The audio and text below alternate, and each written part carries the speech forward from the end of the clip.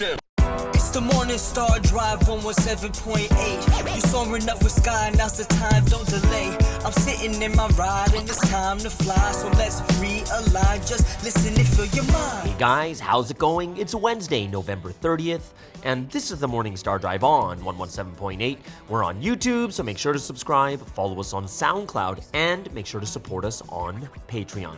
So what is happening on this wonderful Wednesday? We've got current news from around the world, word study on the background of the difficulties of the early Christian church, and health is happiness with Julius Miyumo from Australia. All right, everyone, how are you doing? Yes, it is Wednesday, and I'm just thankful for all of you joining us here on the Morning Star Drive. Of course, we have a Wednesday service tonight, and there is a brand new format that just started. We had the video last week, so I'm assuming this week our head leaders will be preaching the Wednesday message, and then every other, well, the first and third weeks are going to be Sunseem's video, and I think it was really amazing last week to listen to that too. And of course, we're supposed to have every Tuesday pre-dawn. That's supposed to be Sunseem's message, but we didn't get that today either, or yesterday either. So I'm wondering when that is going to start too. Just want to remind everyone to keep liking and commenting, whether you're on SoundCloud or YouTube. Like, comment, want to hear from you guys, see how you're doing, write your questions, requests, testimonies, whatever it is. Let us build the community. And we're doing such a good job right now. Everyone, there's a lot more people that are commenting, a lot more people that are just getting involved, speaking their mind and their different opinions too. And I think it's a great thing. Is there a wrong opinion? And the answer is, the only time it's actually wrong is if Sunseem said, if we know there's some type of truth or something that's unfactual. Right? And that's when we can say the basis of an opinion is untrue. But, we're talking about the vast majority of opinions are just opinions. They're not really, just kind of based on what people are thinking and feeling at that time. And I think that's great that we can do that, all right? Questions for Q&A Thursday. It is going to be tomorrow, so guys, go ahead, throw in your questions. Would love to hear what you guys are thinking about these days. Questions coming in, and if you have any questions, drop it in the comments, or you can DM me also. Would love to help out with these questions as much as possible, all right? So, I've been telling you guys, like, the last couple of days, I'm trying to take a break from sports because my body's breaking down right now. And I was like, I'm going to take a break. And then the campus kids are like going, hey, you play sports tomorrow? I was like, oh, my body's really sore. And they're like, oh, it's because you're old. And I was like, "Arr." And I was like, fine, I'm going to sports. So I went again today. And yeah, like, even in the morning, it's like, we start at 6:30, so I was like, pre-dawn's finished, and I'm just kind of sitting there like, should I go, should I not go? I'm texting a couple people like, are they going? It's like, yeah, how many people are going? Like 5, 6, okay. I was like, and then, it got to the point where I had to make a choice, or I was going to be late, or, I wouldn't be there on time, so I was like, fine, let's just go. So I went, and we had about 8 people out there. We just had a really, really good time. And, okay, there's one thing that I thought was super interesting. And this is something that's been kind of going on for like the last 2-3 days, because I have been hanging out with the campus kids in one of the churches over here. And, I teach them new games and stuff like that. And I win every game. I'm dead serious, guys. I'm dead serious. I don't lose games, right? Well, I lose games, obviously, but with these kids and stuff, I don't know why, I just keep winning every single game. Even when we're playing Frisbee, I win every single game. Even though our teams are changing constantly, I'm just winning every single game, but I am totally rubbing it into these kids. And I see their reactions and I love it. They're like, we gotta beat Pastor Sky, right? And I'm rubbing it in, but in a playful way. I'm just kind of like playfully like, if you want, what the best way to win is? Play with me. They're like, right? So I thought it was really funny, but it actually reminded me of something that happened with Pastor Joan when she came to Canada. When she came to Canada, of course, it was a small, and we're talking like long time ago, like 2006, 2007, around there, right? No, 2006? Maybe 2006. And, it was a small church, small groups, and, we would have these icebreakers, little games that we played and such. And it was really funny because you know how everyone's on Pastor Joan's side, and me being uber competitive, I'm like, I'm going to beat her. I'm going to beat Pastor Joan at this game, right? I'm going to beat her. Whether it's one-on-one speed, whether it's spoons, whether it's mafia, whatever it is, I will beat Pastor Joan, right? And I don't let up. I know some people kind of let up like, oh, let her win or whatever it is. I don't do that. I am just going full out. right? So even when we're playing Mafia or playing Spoons, and because I'm trying so hard, I can see the looks on people's faces when they look at me like, don't do it. Like, what are you doing? Kind of like, what are you doing, Sky? And I am just, full out. And you could see, of course, it's not like real, but it's like, that playful hatred. They're like, Sky, we got to get Sky. We got to get Sky. So even when these people are playing, they're playing, but trying to ruin me. Right? Like, even though they know they're not going to win, they want to make sure that Pastor Joan wins. But it always comes down to the finals of me and Pastor Joan. Always in the finals. Like, even we're playing one-on-one speed. Like, she would just start wrecking through everyone. I was like, forget it. No way. So we play, and I beat her. Everyone's like, what? And she's like, Pastor Joan's like, another game. I'm like, we play again. She beats me. So now we're tied 1-1. We're like, okay. This is for the grand champion. And like everyone's gathering around and they're like, they're totally hating me, right? Like, oh, Master Sky, what are you doing? Kind of thing, right? And I'm trying hard, guys. I'm dead serious. I'm going all out. And in that last game, she wiped me out. And I was just like, no, not that one. The second game, she wiped me out. Third game, so close. We were both down to one card. And we're both like flipping these cards like, come on. And it was crazy that both of us had how in speed, if a card pops out, you can either put one card higher, one card lower, right? She had the one card higher, I had the one card lower. So on the same card, we both go to put the card down and she puts it in first and she beats me. I was so upset. But everyone was so happy. They're all screaming and giving her high fives, leaving me in the dust and just, looking at me like, oh, you got him. You got the bad guy, right? And what Pastor Joan says is, what makes things fun is you need a villain. Like that's what makes things fun. That's when everyone starts to have a lot of fun, right? Because everyone is gunning for one person, everyone is going against another person too, right? And it's like if you have a villain or someone who's like everyone doesn't want to win, then it becomes super fun because everyone is like nervous and stuff like that too. And she says, "Oh, Sky, you play a good role. You play a good villain." I was like, "Thank you, thank you." So yeah, I'm totally doing it to these kids right now. I'm winning every game, rubbing it in, being joyful and playful, and I just rub it in so playfully. And they all we have some people look at me like, Pastor Sky! Like whenever they see me, they're like, Pastor Sky! Like we're going to kill you kind of thing. But so far, they haven't been able to beat me. So, I'm just to make things really bad and rub it in, I might just stop playing from now on so I can just say that I've never lost. Yeah, there's so many things that I'm thinking about right now. So, it's quite fun. I found it really, really funny. I find it really fun to do it like this, just to see people's reactions and such. But it's kind of very, very playful, right? It's really, really playful. So I'm really, really enjoying this. Just having a good time with these kids that are they're kids that would literally be the age of my kids if I wasn't a Phase Star, right? Either way, today we also have health is happiness, guys. Health is happiness. What's going to be the topic today? Today's topic is going to be, get this, guys. Today's topic is going to be, what did Sunsteam say when it comes to health, right? And Julius is going to dive into certain things that Sunsteam says are really healthy, and he's going to research them for you guys. And today we're going to talk about acorns and akebia. I don't know what akebia is, so we'll find out from today's episode. But acorns, I was there in New Zealand when Sunsteam was talking a lot about acorns, so I can't wait to hear all the health benefits that Julius found out from this. What did Sunsteam say is healthy, and what is it really, really that healthy or not? So that's gonna be kind of a cool episode too. I think that's a really, really cool episode. Our new poll came out. What is your best evangelism skill? And number one right now is taking care of people at 43%. 43%, which is quite big. Second is lecturing at only 18%. And then bringing people, connecting them is at 16%. And then you have 7% in finance. But very, very interesting that taking care of people is 43%, right? That is what the people's perceived best skill is, right?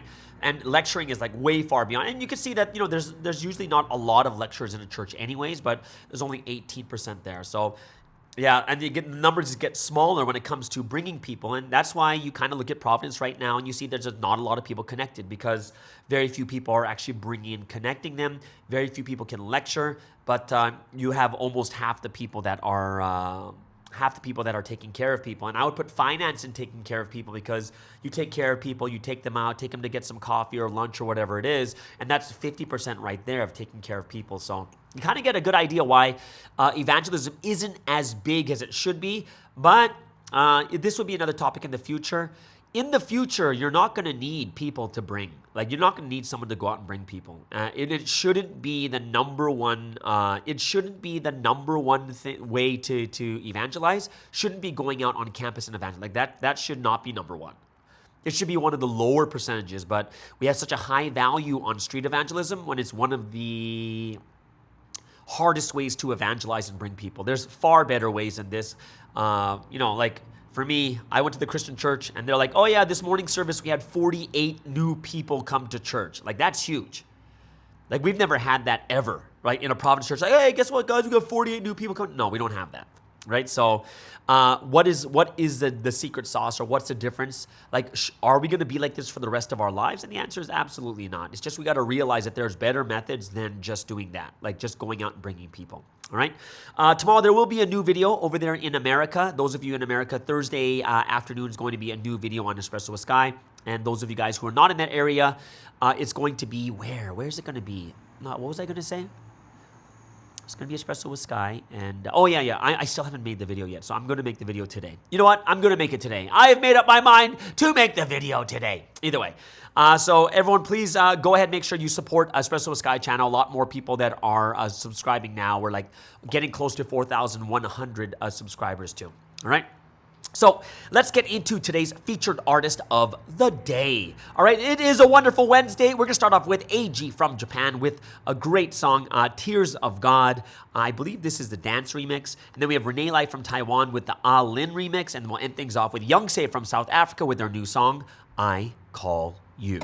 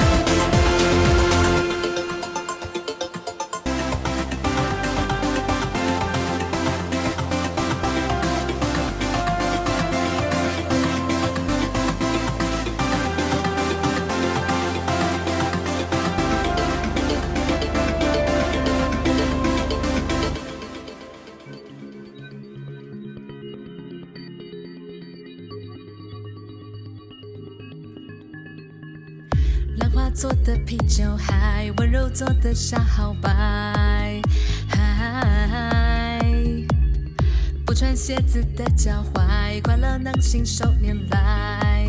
晒，跟着我一直走，遇见在过山不回头，陪着我一直走，和人生握握手。抬起头走走走更远，去看看星河的上游，心没有路也没尽头，一起去吹风一直走。抬起头走走走更远，让这个世界变不同，心没有路也没尽头，界限我就要继续走。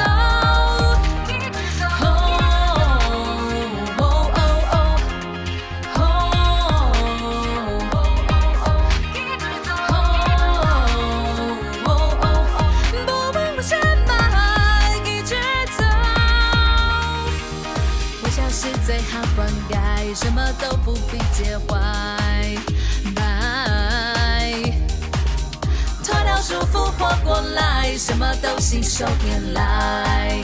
晒，抬起头走走走更远，去看看性感的上游，心没有路也没尽头，一起去吹风一直走。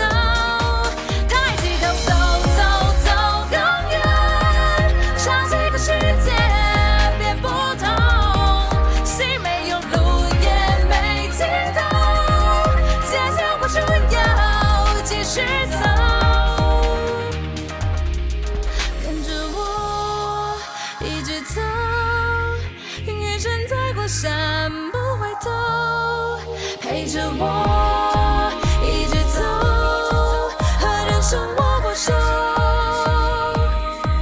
抬起头走走走更远，让这个世界变不同，心没有路也没尽头，界限我就要继续走。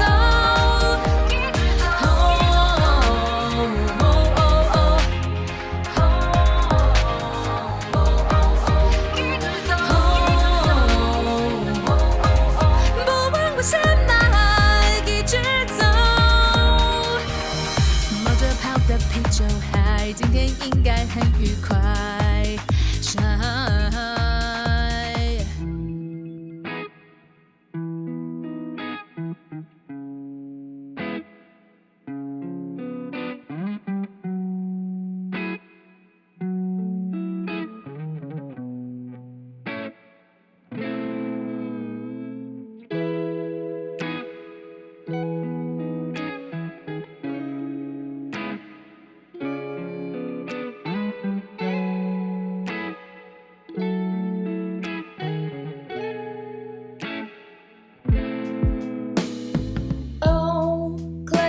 My jaw and holding my breath, I don't know how much strength I have left. Is this the real life or am I just dreaming? And oh, won't you hold my hand as I am on my knees, praying to you and begging please, won't you be by my side?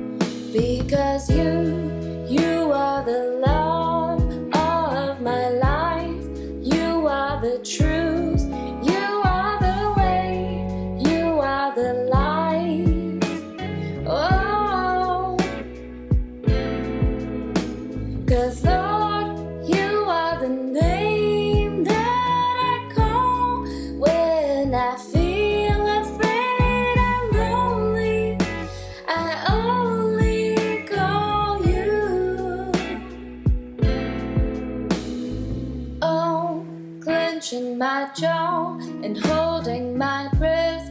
I don't know how much strength I have left, so I call on your name. And oh, when I see the day coming at me and I'm shaking inside of me, I know you're with me, so it's all gonna be alright.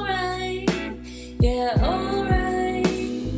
Oh my Lord, be next to me. I need you here. I just can't live without you. It's true, yeah.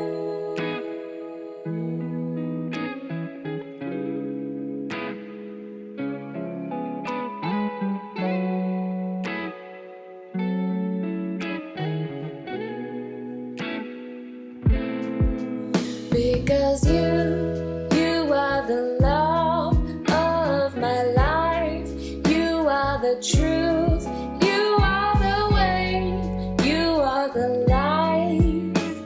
Oh, 'cause Lord, you are the name that I call when I feel afraid and lonely. I only call you. Yeah.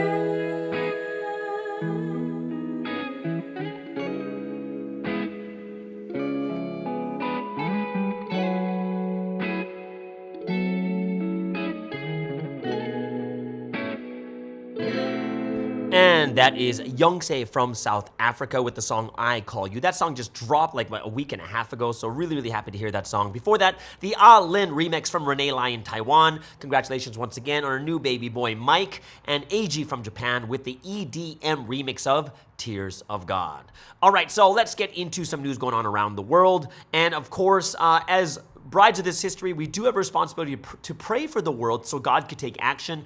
However, we do need to know what is going on. So let's get into the top 3 news going around the world. So let's go back to China as heavy police presence after days of protests.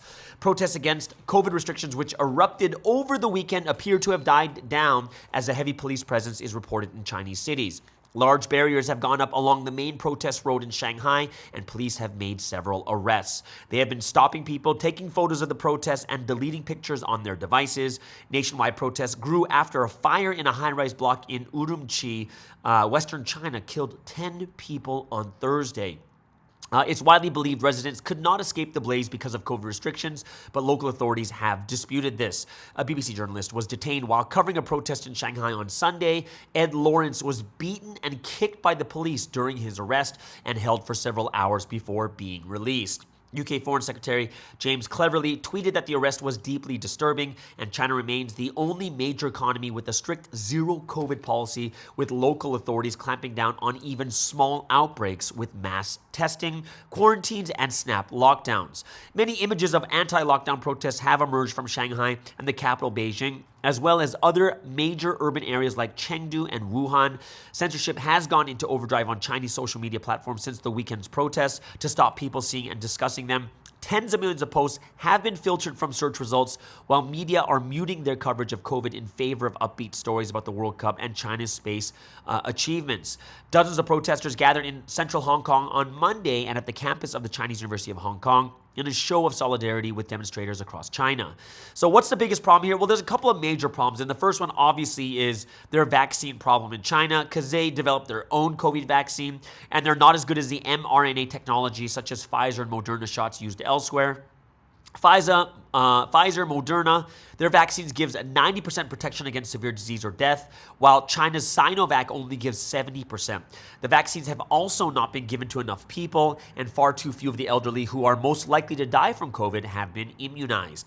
There is also very little natural immunity from people surviving infections as a consequence of stopping the virus in its tracks. It basically means new variants spread far more quickly than the virus that emerged 3 years ago, and there is a constant risk of it being imported from countries that are letting the virus spread. The Chinese government has not acknowledged the protests or responded in any formal way. They pose an unprecedented political challenge for Chinese President Xi Jinping, with the country watching as to how he will respond.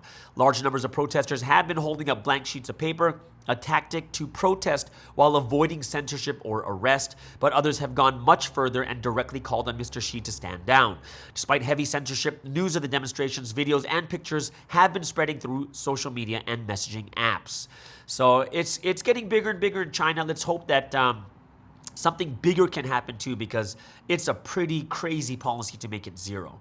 Now, related to this, because remember, there's the BBC journalist that was arrested, kicked, and beaten, right? So now the UK is responding, and they basically said, the new Prime Minister said, the golden era of UK-China relations is over. Rishi Sunak has said the so-called golden era of relations with China is over, as he vowed to evolve the UK stance towards the country. In his first foreign policy speech, the PM said the closer economic ties of the previous decade had been naive. He said the UK now needed to replace wishful thinking with robust pragmatism towards competitors, but he warned against Cold War rhetoric, adding that China's global significance could not be ignored. Mr. Sunak has faced pressure from Tory backbenchers to toughen the UK stance on China since he took over as Tory leader and UK Prime Minister last month. The speech to the Lord Mayor's banquet in London comes after protests in China over the weekend against the country's strict COVID lockdown laws. Police have made several arrests, and a BBC journalist was detained. We just talked about this right before this, and Mr. Sunak told the audience of business leaders and foreign policy experts that in the face of the protests, China had chosen to crack down further, including by assaulting a BBC journalist. And he said, "We recognize China poses a systemic challenge to our values and interests, a challenge that grows more acute as it moves towards even greater authoritarianism." He added that the golden era of UK-China relations was over, along with the naive idea that more trade with the West would lead to Chinese political reform. The phrase golden era is associated with closer economic ties under former Prime Minister David Cameron, but relations between London and Beijing have since deteriorated. So that is quite interesting, and it looks like Sunak is going to bring the UK to work more closely with the allies, including the US, Canada, Australia, and Japan, to manage this sharpening competition. So that should be quite interesting to see what's going to happen over here. All right. Last but not least, we're going to go over to Hawaii. The world's largest active volcano erupts in Hawaii. The world's largest active volcano, Hawaii's Mauna Loa, has erupted for the first time in almost 40 years. The lava flow is mostly contained within the summit, but residents have been placed on alert and were earlier warned about the risk of falling ash. The U.S. Geological Service, the USGS, has said the situation could change rapidly. The volcano's alert level has also been upgraded from an advisory to a warning, the highest classification. No evacuation orders have been issued, and populated areas are unlikely to be impacted at this stage, emergency officials say. Mauna Loa, located inside Hawaii Volcanoes National Park, covers half of the U.S. state's Big Island. The volcano rises about 4,169 meters. So that's how tall it is, right? Above sea level, and spans an area of more than 5,179 square miles. So this is huge. It erupted at 11:30 p.m. local time on Sunday, and calderas. So it erupted at 11:30 p.m. local time on Sunday, and it followed a series of warnings that an eruption was possible after a spat of recent earthquakes in the region, including more than a dozen reported tremors on Sunday. An advisory for ashfall, which can contaminate water supplies, kill vegetation, and irritate the lungs, was in effect for the surrounding area overnight, but has since been lifted. And if the eruption migrates beyond the walls of the summit caldera, lava flows could move rapidly downslope, it added. Now, according to the USGS, Mauna Loa has erupted 33 times since 1843. The previous eruption in 1984 sent lava flows within 5 miles of Hilo, the island's most populous town. But the Big Island's population has more than doubled since 1980 to around 200,000 residents, and Hawaii's Civil Defense Agency has warned residents could face a lava disaster. Mauna Loa, world's largest active volcano, There are other larger volcanoes, but these are classified as dormant, meaning they have not erupted for a long time, or they're extinct, meaning they are almost certain not to erupt in the future. But Mauna Loa shares the big island with Mauna Kea, which is the tallest mountain in the world, which, when measured from its underwater base, nearly 20,000 feet below the ocean surface. So pretty interesting, but these are things that we have to keep in mind. What does it mean? What is God saying to us through these things? All right, so that's the top 3 news going on around the world. Hope it's something that helps you guys out in your prayers. Let's move over to some sporting news. What's going on around the world? Let's start off with the World Cup. Brazil, second win, so they are moving on to the next round. They defeat Switzerland 1-0. Portugal also moving on to the round of 16 as they beat Uruguay 2-0. Cameroon ties Serbia 3-3. And Ghana, this was a heartbreaker. They defeat South Korea 3-2. My mom texted me right after the game finished, so I don't think she was very happy. I did not respond because I know she wouldn't be in a good mood. But either way, so those are the games that have been played for the World Cup. Let's move into the NBA. Brooklyn gets another win, defeating the Orlando Magic 109-102. Kevin Durant, a monster game, 45 points, 7 rebounds, 5 assists. Some big high-scoring games. Boston Celtics defeat the Charlotte Hornets 140-105. Washington defeats Minnesota 142-127. And in other games, Philadelphia defeats Atlanta 104-101. Joel Embiid, 30 points, 8 rebounds, 7 assists. And the Toronto Raptors defeat the Cleveland Cavaliers 100-88. Last but not least, in some golfing news, it looks like Tiger Woods is bowing out of the Hero World Challenge because he has plantar fasciitis. Tiger Woods has withdrawn from this week's Hero World Challenge in the Bahamas because of plantar fasciitis in his right foot. The tournament, which benefits the Woods charity, was supposed to be his first start since he missed the cut in the 150th Open Championship at St. Andrews in July.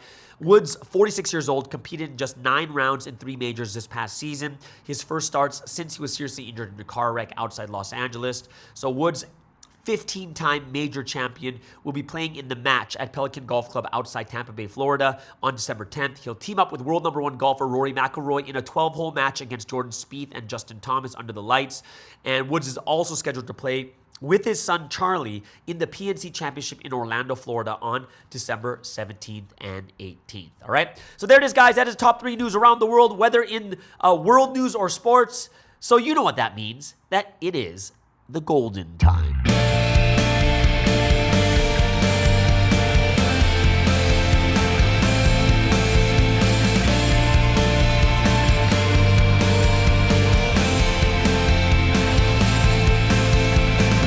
And yes, this is the golden time, a time of praise and worship to the Holy Trinity. Hope all of you guys are looking forward to giving glory to God and the Holy Spirit. So, what are we going to praise and worship today? We're going to start off with "The Lord is So Cool," and then "Get Out of Sin, Fight the Devil and Win," and we'll end things off with "Everyone in Every Time Period." So, as one body of the Morning Star Drive, let's spend this time giving praise, honor, and glory to the Holy Trinity.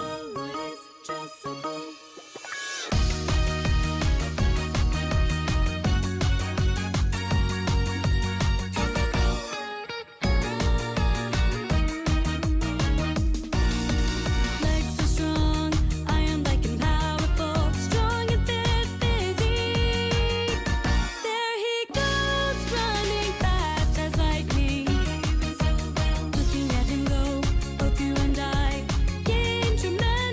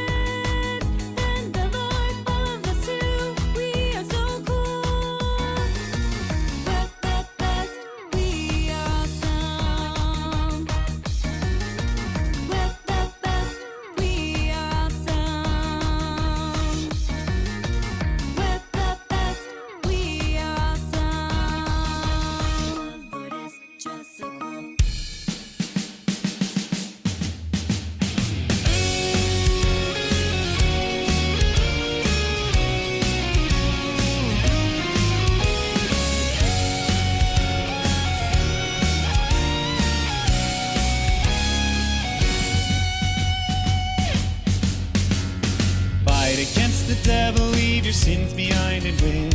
Fight against the slanderers, believe the Lord and win.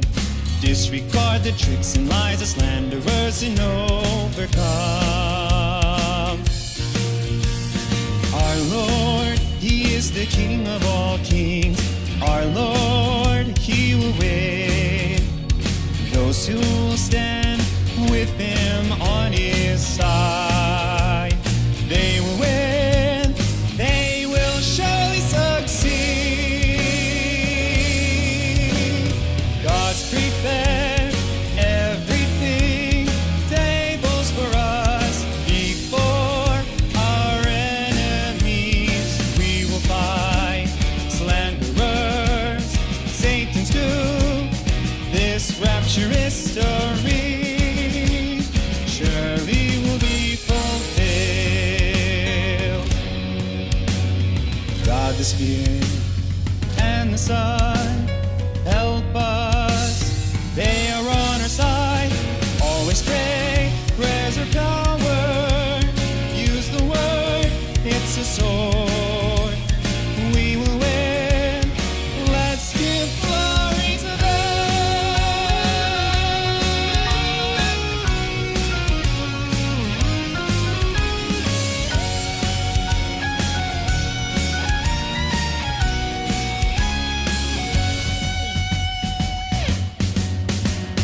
Fight against the devil, leave your sins behind and win. Fight against the slanderers, believe the Lord and win. Disregard the tricks and lies of slanderers and overcome. Our Lord, He is the King of all kings. Our Lord, He will win. Those who will stand with Him on His side, they will win. They will surely succeed. God's prepared everything, tables for us before our enemies. We will fight slanderers, Satan's doom. This rapturous story surely will be fulfilled. God the Spirit and the Son help us. They are on our side. Always pray, prayers are power. Use the word, it's a sword. We will win. Let's give glory to them. God the Spirit and the Son help us. They are on our side. Always pray, prayers are power.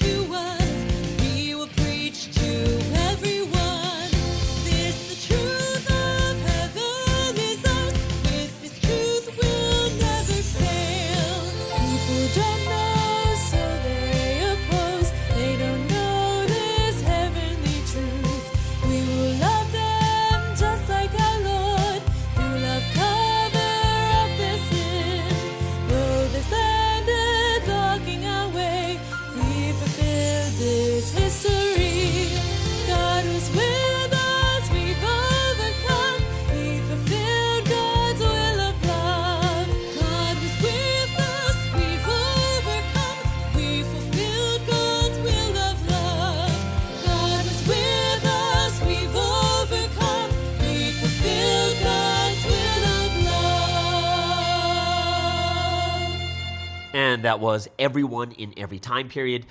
Before that was Get Out of Sin, Fight the Devil and Win. And of course, that first song is The Lord Is So Cool. But I just did notice when I was listening to that song over again, The Lord Is So Cool, it only comes out of my left ear. It's not like, it's not stereo. It doesn't come out of both ears for some reason. I got to figure out, I got to do another, I think I need to not record. I have to save that song another time because it only comes out of my left ear. I'm not sure about you guys. Did it only come out of your left ear? For me, I only heard it from my left ear when I was wearing earphones. Maybe on a regular speaker, it's going to be fine, but interesting. Either way, let's get into today's word study now that our hearts are made and prepared, ready by that time of praise and worship. And this is something special I wanted to do from last week, especially when we're going through a lot of this chaos right now. And, Sunseem's court trial is going on right now. A lot of different things going on in each of our countries too. But I really wanted to rest assure everyone what is going on right now is not anything new. Persecution of the new history, persecution of the people that were sent by God is a regular thing. So I want to talk about something a little bit more recent than talking about Noah or Moses. But I'm going to talk about the early Christian church, which means the first 400 years, what happened during that time, and talk about the different different aspects of each. So first I'm going to start off with during the time of the early Christian church, remember the first 400 years, I'm going to talk about the different sects that came out of it, right? So there's within Christianity, there were different beliefs inside of it. It's very, very interesting. Right? So when you look at Christianity from the very beginning, it was divided by different practices and different interpretations of religious texts, right? And this is why later on you had the Council of Nicaea in 325 AD that had to bring everyone back together again and bring them into one gospel or at least one type of practice, right? So in the early centuries, there were many Christian groups floating around and councils were held to define unified beliefs. Now, sects that failed to accept the agreed upon doctrines were kicked out of the mainstream church, which became Catholicism, right? These are from those the ecumenical councils like the Council of Nicaea. Now, in one analogy used in a Time magazine, right? So this is a Time magazine from recent. Christianity had previously been seen as an oak tree with branches like Catholicism, Orthodox Christianity, and Protestantism at the top. But now is kind of seen more as a mangrove with branches at the top and numerous trunks with names like Gnosticism, Ebionism, Marcionism, and scholars debate their significance. Some simply dismiss them as second century rubbish, and others say they made important contributions to the development of mainstream Christianity. Okay, so many small early sects or cults, that came out of Christianity were regarded as heretical. These included the Montanists, and that's from the 2nd century, right? So within the hundreds. And they had a self-proclaimed prophet, Montanus, who said he received messages directly from God. So this is a revelation receiver. And his teachings were more important than the teachings of Jesus. So that's pretty crazy, right? You have the Arianists of the 4th century movement that called Jesus, Jesus a semi-divine being. The Monarchianists, a movement with strong beliefs about monotheism.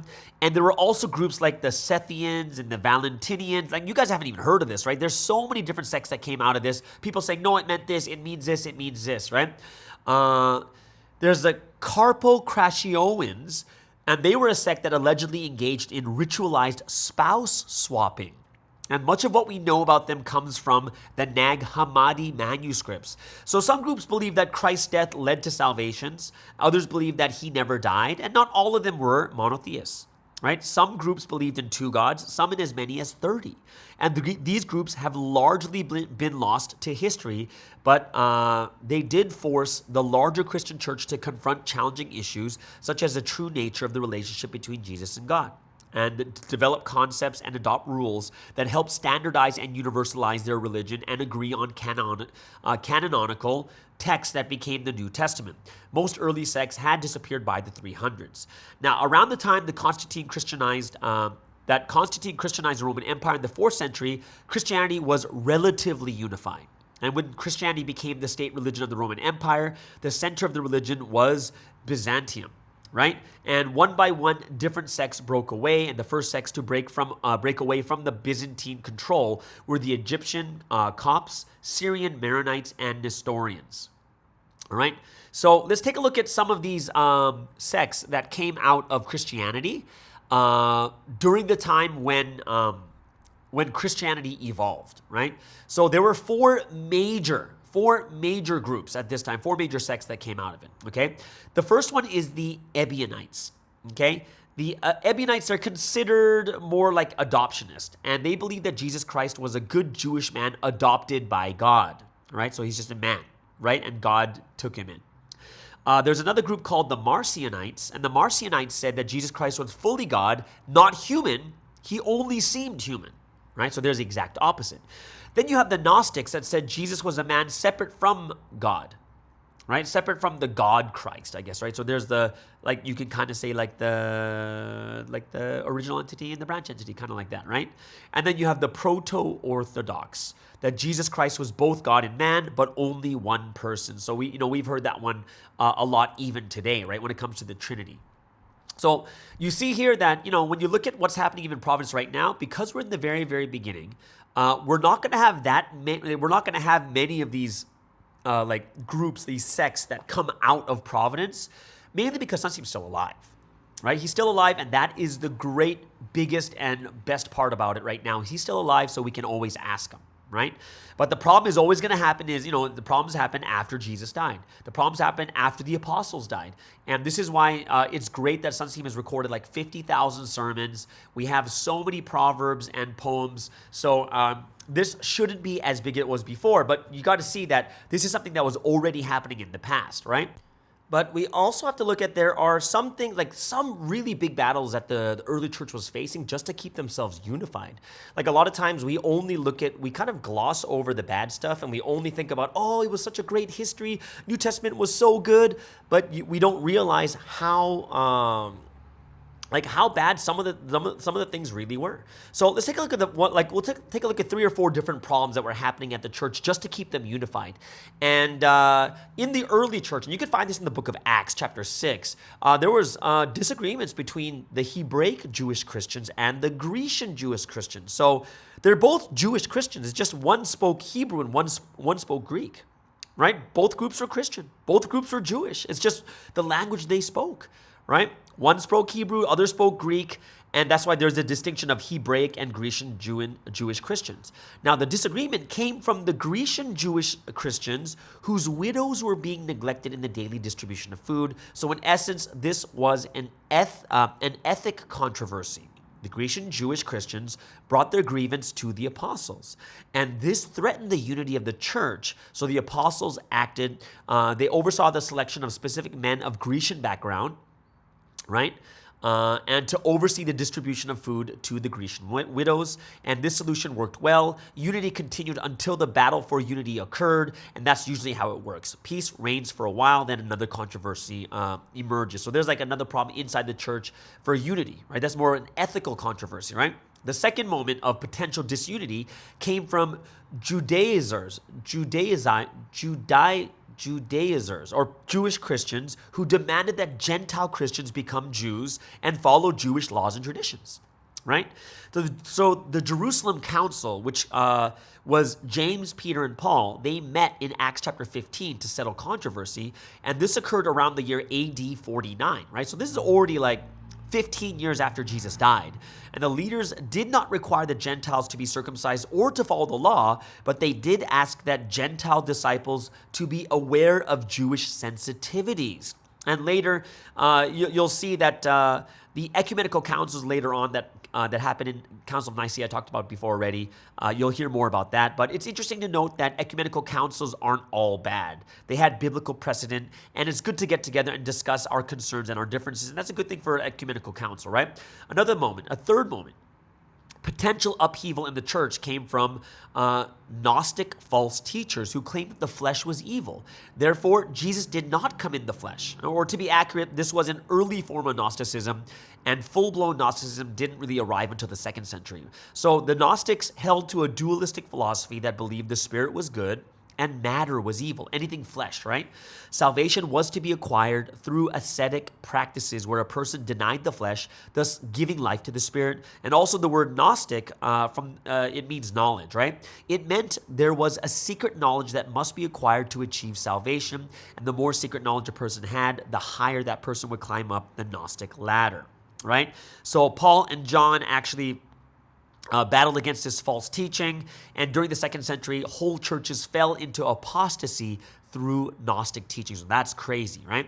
So we see that life in the early church wasn't easy sledding, and instead there were various controversies that that had the potential to split the church in two, right? Sometimes 3 or 4 sects and factions from one church. And that's why you'll see a lot of strong teachings from Paul against false teachers and divisive people. And, it's very, very interesting when you see these types of things too, because you're like, oh, this is where it's coming from. And like, this is I just talked about things that are inside the church. We're not even talking about things outside of it, right?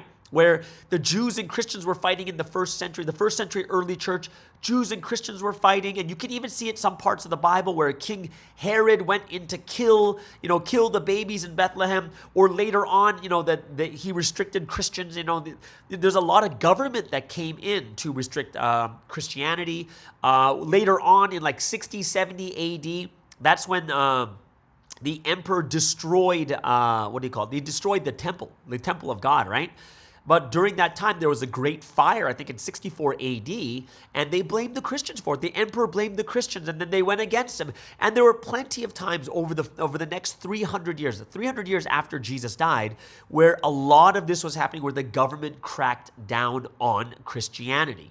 Right? There were some times of peace, but there were many times where Christians were killed. Christianity was illegal. Remember, Christianity didn't even come into the forefront until the 4th century, right?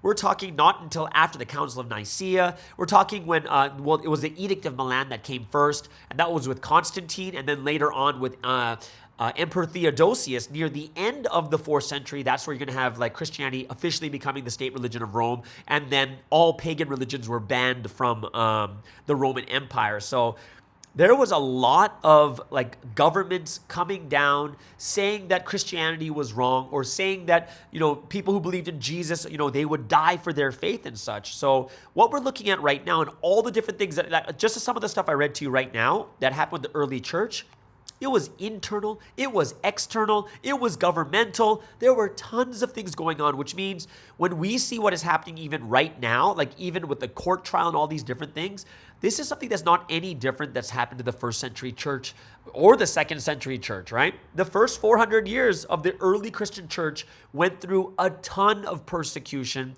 They had some good times too, but they had a ton of persecution also. And the more we learn about these things happening, the more we're going to understand in the current situation, the current climate we're going through right now too. All right, so that is the word study for today. I hope it's something that kind of opened your eyes to what was happening way back in that time. We can go, if we went even deeper into the sexual problems, like people sleeping with their mothers and people sleeping with their, their fathers would have multiple wives sometimes. They would sleep with their not their mother, but their father's wife, their father's wife and stuff like that. There were a ton of problems going on in the Christian church. It wasn't something that was all hunky-dory and everything was going fine. So it's good to know what's going on, to know that, we're not so far off from what it was like before. Okay? So there it is, guys. That is the word study for today. I hope it's something that opened your eyes to what happened in the early churches too, that, they made it through. God was with them. The will was absolutely fulfilled. And I hope it's something that we will also understand more deeply in our hearts too. Okay? So let's get into the song of choice for today on this English Wednesday. I'm going back to a great song from the 80s. I love this song. I even had the record. I had the vinyl for this. This is the Eurythmics with Annie Lennox, and this song is Sweet Dreams Are Made of This. And a lot of you guys will know this song because it was in the X-Men movie when Quicksilver, remember the guy who runs really fast and everything becomes slow motion? When he runs, this is the music that comes on in the background. So you'll recognize it from the movie X-Men, but very, very cool song. I hope you guys enjoy it. Please welcome the Eurythmics with Sweet Dreams Are Made of This. Mix featuring Annie Lennox, and that is Sweet Dreams Are Made of This. I know you guys recognize this song. Very, very awesome. It brings me a lot of good memories, which leads us into the last section for today. And of course, it is Wednesday, so we are going to be listening to Health is Happiness with Julius Miyumo from Australia. I'm looking forward to this one because he's going into the different health benefits of the things that Sunsteam talks about. And today we're going to go into two things, right? Acorns and akebia. I'm wondering what akebia is, but we'll get into it now. So everyone, please welcome Julius Miyumo from Australia with Health is Happiness.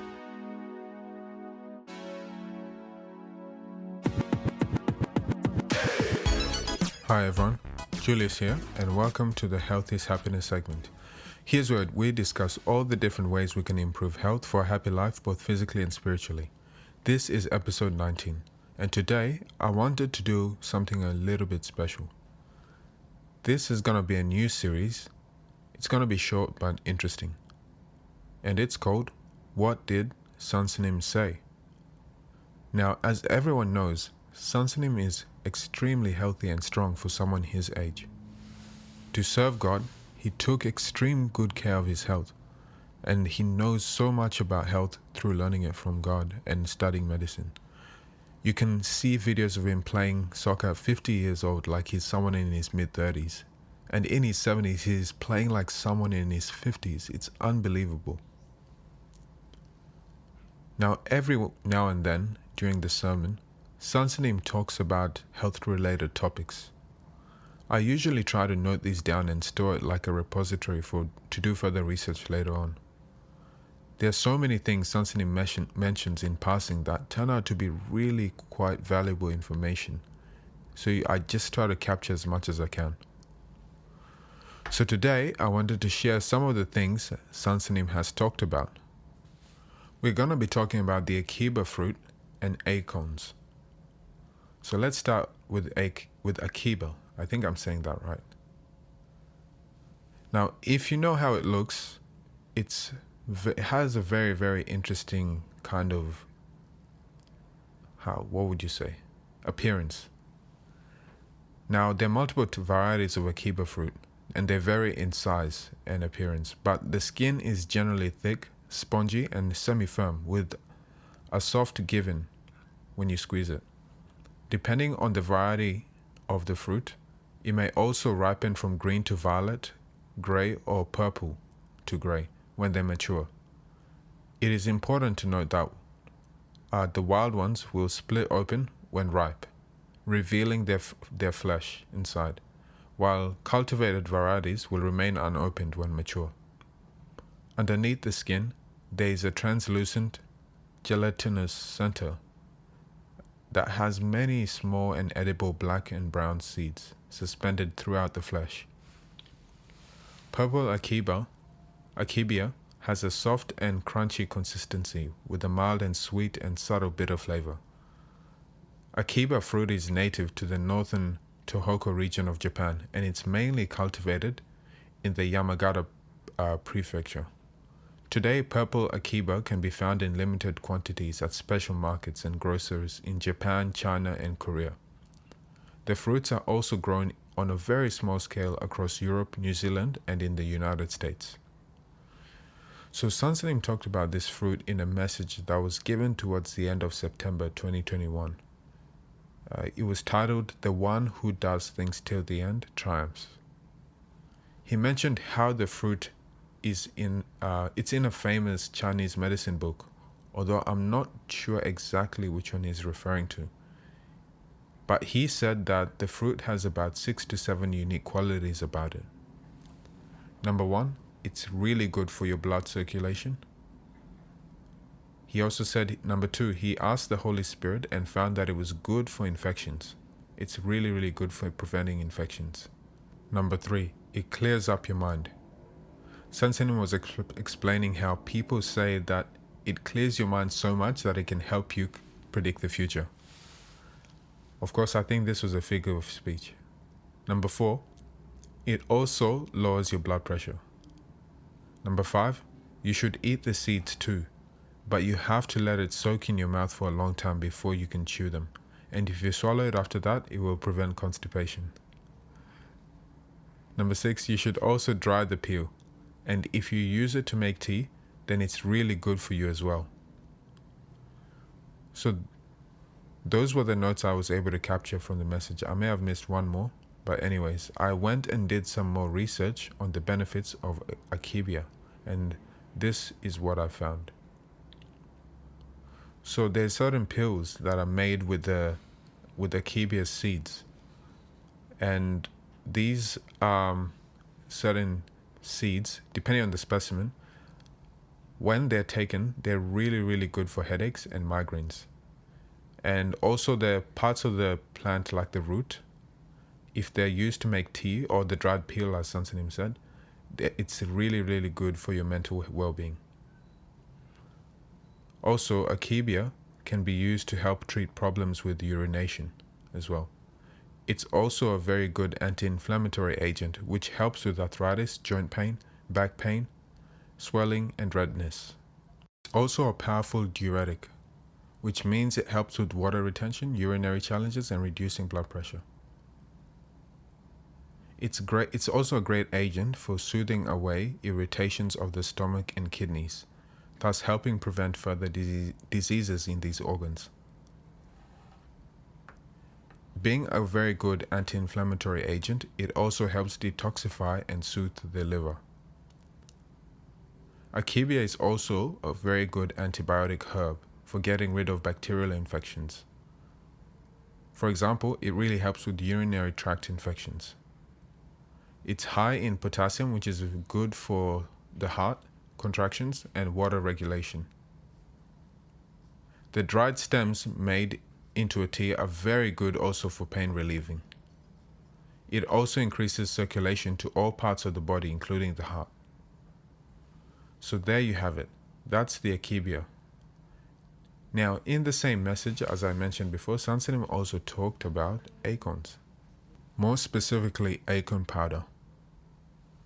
In the sermon, he mentioned specifically how it's really good for liver detoxing.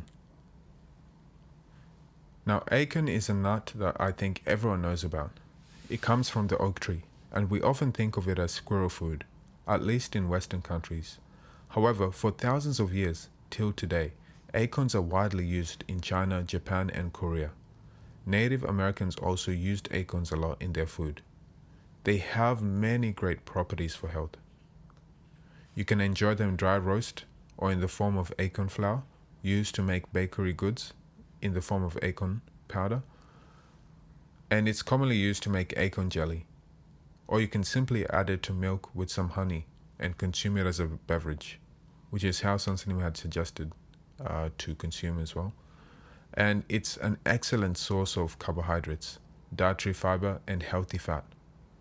And this combination ensures that it helps you stay full for a long time. In addition to this, acorns are a very good source of protein, vitamin A, vitamin C, and vitamin E. The presence of these mineral vitamins makes them very beneficial for the eyes, skin, brain, and immune system. While also doing further research into the health benefits of acorns, I came across the following. Compounds present in acorns inhibit the action of an enzyme called alpha glucosidase. I have no idea how to pronounce that. Alpha glucosidase? I think that's correct. Anyways, what this does is it delays the digestion of carbohydrates and slowing down the conversion of carbohydrates into simple sugar. This further prevents spike in the blood glucose during digestion. Also, due to this attribute and its high fiber content, acorns can really contribute to the management of diabetic diseases.